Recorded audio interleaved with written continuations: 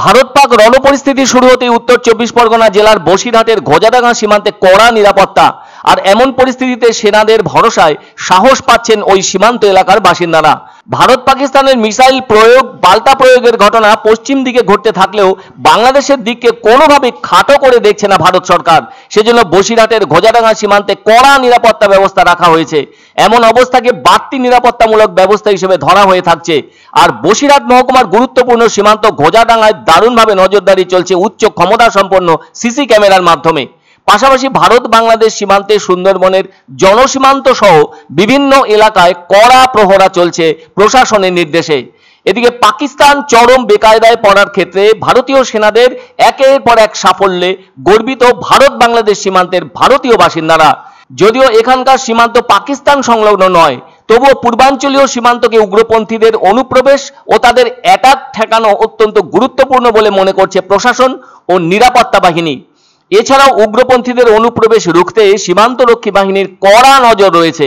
সূত্র অনুযায়ী ভারত বাংলাদেশ সীমান্ত গজাডাঙ্গা দিয়ে কোনো রকম উগ্রপন্থীর অনুপ্রবেশ যাতে ভারতের ভেতরে না ঘটে সেজন্য তৎপর রয়েছেন ভারতের সেনারা। রাতে অতিরিক্ত টহলদারির কারণে সন্দেহজনক ব্যক্তিদের উপর নজরদারি চলছে।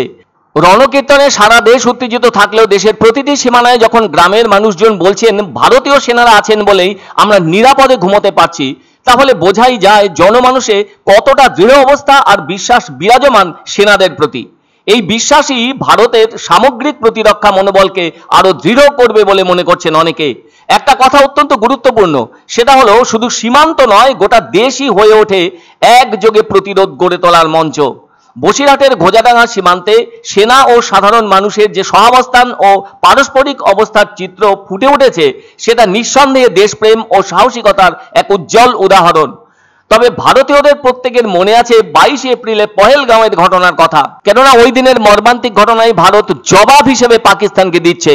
তারা তো শুধুমাত্র নিজেদের দেশে বেড়াতে গিয়েছিলেন, আনন্দ নিতে এবং প্রাকৃতিক সৌন্দর্যকে উপভোগ করতে, কিন্তু সে জায়গায় নিরীহ 26 জন পর্যটককে পাক উগ্রপন্থীদের মাধ্যমে পৃথিবী ছেড়ে চলে যেতে হয়েছে।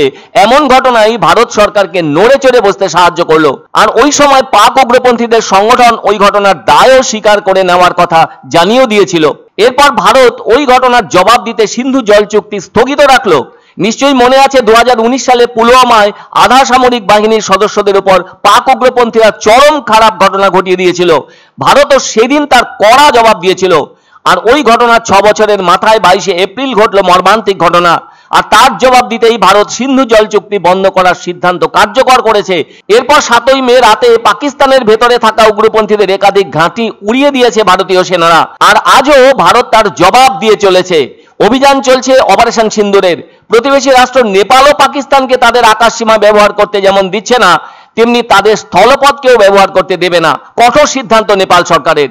তবে ভারত কিন্তু বাংলাদেশের দিককে হালকা করে দেখছে না। সেজন্য বসিরহাটের গজাডাঙ্গা সীমান্তকেও তাদের নজরদারির মধ্যে রেখেছে ভারত। আমাদের প্রধানমন্ত্রী এবং আমাদের দেশের সুরক্ষা সীমাবল সজাগ দৃষ্টিতে তাকিয়ে আছে। আমাদের তাদের প্রতি সম্পূর্ণরূপে গর্ব এবং আমরা তাদের জন্যই নিশ্চিন্তে বাস করতে পারি।